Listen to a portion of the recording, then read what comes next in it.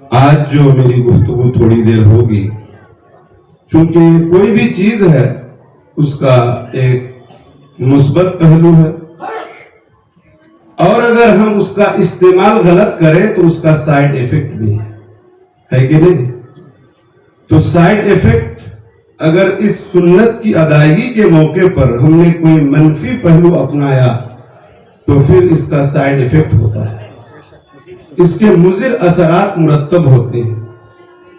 تو فضیلت و اہمیت اپنی جگہ مسلم ہے، اس قدر نکاح پاکیزہ عمل ہے اور پاکیزہ طریقہ ہے، پیارے نبی کی وہ عظیم الشان سنت ہے جس کی اہمیت کو اجاگر کرتے ہوئے پیغمبر اسلام نے ارشاد فرمایا، من تزوج فقد استکمل نصف الایمان، جس نے نکاح کر لیا اس نے اپنے آدھے ایمان کو مکمل کر لیا۔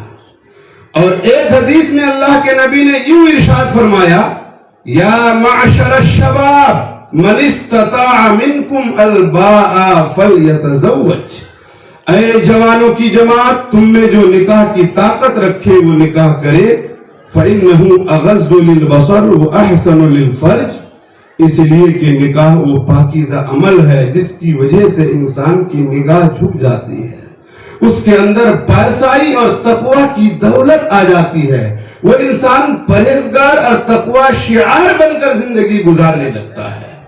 اسی لیے اللہ کے نبی صلی اللہ علیہ وسلم نے ایک موقع پر یوں بھی ارشاد فرمایا، النکاح من سنتی، نکاح میری سنت ہے۔ حضرات، نکاح مرد و عورت کے اختلاط اور ازدواج کا نام ہے، ایک پاکیزہ اور مخصوص طریقے کے ذریعے، اور وہ طریقہ ہے کیا؟ لڑکی کی طرف سے ایجاب اور لڑکا کی طرف سے قبول۔ بلکہ شریعت کا مسئلہ یہ ہے، اتنی آسانی ہے نکاح میں، اگر اس کا الٹا بھی کیا جائے تب بھی نکاح صحیح ہو جائے گا۔ لڑکا نے قبول کر لیا، لڑکی کی طرف سے اجازت مل گئی، یا لڑکی کی طرف سے اجازت ملی، لڑکے نے قبول کر لیا، نکاح منعقد ہو گیا۔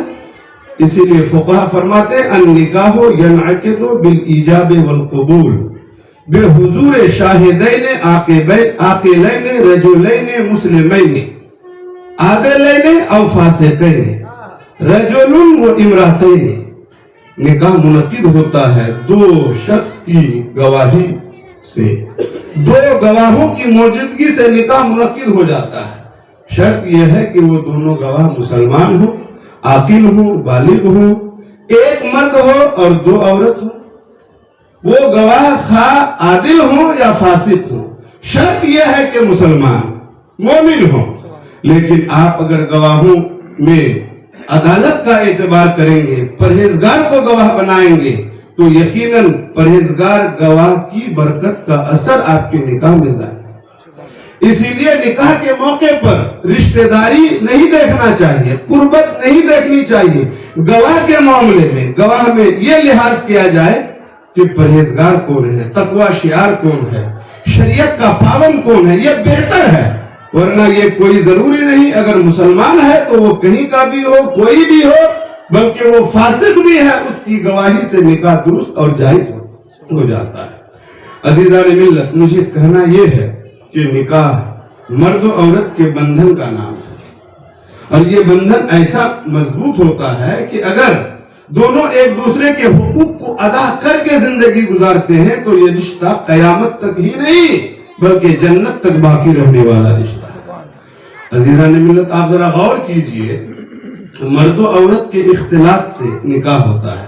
ظاہر ہے کہ نکاح میں جتنی ضرورت مرد کی ہے اتنی ہی ضرورت عورت کی ہے، لیکن بات کہیں کہیں ایک طرفہ ہوتی ہے۔ شان لڑکے والے سمجھتے ہیں، اہمیت لڑکے کی بتائی جاتی ہے۔ کیا لڑکی اور دلہن کے بغیر نکاح ہو سکتا ہے؟ نہیں ہو سکتا ہے۔ الرجال قوامون علی النساء، اللہ نے مردوں کو عورتوں پر حاکم بنایا ہے، تو وہی مردوں سے خطاب فرمایا، وعاشروہن بالمعروف، تم حاکم ہو، اللہ نے تم کو کامل العقل اور کامل الدین بنایا ہے۔ تمہاری سوچ، تمہاری سمجھ، تمہاری فہم، تمہاری فراست، تمہاری عقل اور دانائی کو اللہ نے کامل بنایا ہے، تو تم حسن سلوک کے ساتھ زندگی گزارو۔ صبر تحمل اور برداشت سے کام لو. عام طور پر یہ میں اس لیے کہا کرتا ہوں کہ آج لڑکے والے اپنی شان سمجھتے ہیں اور عام طور پر لڑکی والوں کے ساتھ ان کا رویہ ان کا برتاؤ اچھا نہیں ہوتا ہے الا ماشاء اللہ. اسی لیے دونوں کی ضرورت ہے. مرد اور عورت دو ایسے لفظ ہیں جن کے جوڑنے کے بعد ہی کسی انسان کے وجود کا تصور کیا جا سکتا ہے. ہر آدم کے لیے ایک ہوا کا وجود ضروری ہے تو ہر ہوا کے لیے ایک آدم کا وجود لازمی ہے. مرد چمنستان الہی کا مسکراتا ہوا گلاب ہے تو عورت اس کی سحر انگیز خوشبو ہے. مرد کارخانے قدرت میں ڈھلا ہوا شیشہ کا نگینہ ہے تو عورت نہ اترنے والا آب ہے. مرد آفتاب ہے تو عورت اس کی کرن ہے. مرد مہتاب ہے تو عورت اس کی چاندنی ہے. مرد شامیانہ رحمت ہے تو عورت اس کے لیے ستون ہے. مرد قندیل رحمت ہے تو عورت اس کے لیے اجالا ہے. مردوں میں اگر خدا نے نبی اور رسول بھیجا ہے تو عورتوں میں مریم و بطول بھیجا ہے. اتنی عظمتوں کے باوجود دنیا نے مذہب اسلام کو چھوڑ کر دیگر مذاہب کی ہسٹری اور تاریخ کا آپ جائزہ لیں, آپ کو پتا چلے گا. کسی نے کہا عورت ایک منحوس ذات ہے, کسی نے کہا عورت صرف خواہشات نفسانی مٹانے کا ذریعہ ہے, عورت کانٹوں کا بستر, زخموں کی سیج, قدموں کی دھول ہے. مگر اسلام جیسے مذہب مہذب کے علمبردار پیغمبر کون و مکان صلی اللہ علیہ وسلم نے ارشاد فرمایا, اے میرے ماننے والوں, میرے عاشقوں, مجھ پر تن من دھن کی قربانی پیش کرنے والوں, سنو سنو, عورت کوئی زہر کی پڑیا نہیں ہے, عورت کانٹوں کا بستر, زخموں کی سیج, قدموں کی دھول نہیں ہے, عورت تو جنت کا پھول ہے, پھول ہے. دیکھنا ہے دیکھو, ہوا یہی عورت ہے, سارا یہی عورت ہے, صفورہ یہی عورت ہے, ہاجرہ یہی عورت ہے, مریم یہی عورت ہے, آمنہ یہی عورت ہے, حلیمہ یہی عورت ہے, خدیجہ, عائشہ, رقیہ, کلثوم, زینب, فاطمہ یہی عورت ہے. ارے انبیاء ان کی گود میں, اولیاء ان کی گود میں, اصفیاء ان کی گود میں, اتقیاء ان کی گود میں. سچ تو یہ ہے کہ حبیب کبریا ان کی گود میں 70,000 پردوں میں جو نور تھا چھپا وہ نور ہنس رہا ہے حلیمہ کی گود میں.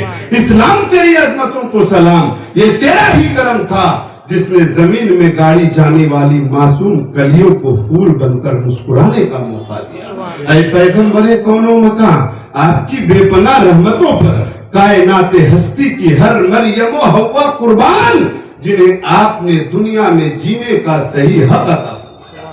یہ آمنہ کے لال کا اعجاز ہے ضیا, آ کے جس نے کانٹوں کو گلے تر بنا دیا.